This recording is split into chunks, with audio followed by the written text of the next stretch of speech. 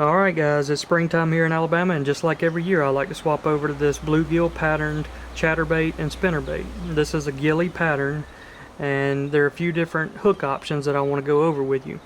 And so we'll start off, it's just your standard double willow leaf spinnerbait, and it has a standard hook, and I like to add that 1/0 trailer hook on it.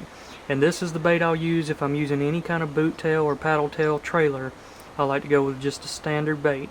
And I'll throw this around grassy areas, or in your typical spring flats and that sort of thing.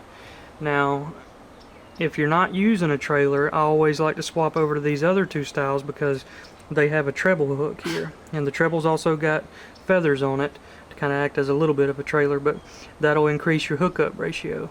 So if you're fishing in open water and you're not using a trailer, I like to swap over to these two, and it'll give you a little bit better hookups. But try these out. This is, in my opinion, by far the best bluegill imitating spinnerbait and chatterbait on the market, and you'll see here in this video the fish really like them.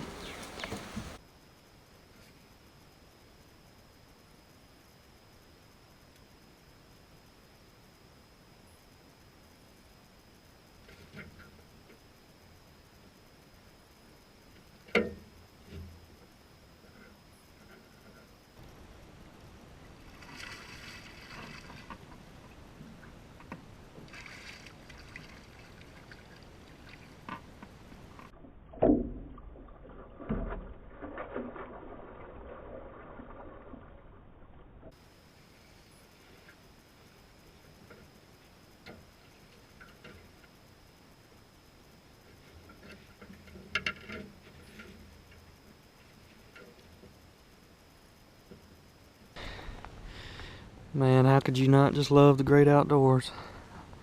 Look at this perfect sunrise here. We're in March, got some fog on the lake. Big female bass are biting right before they spawn. It's a beautiful morning.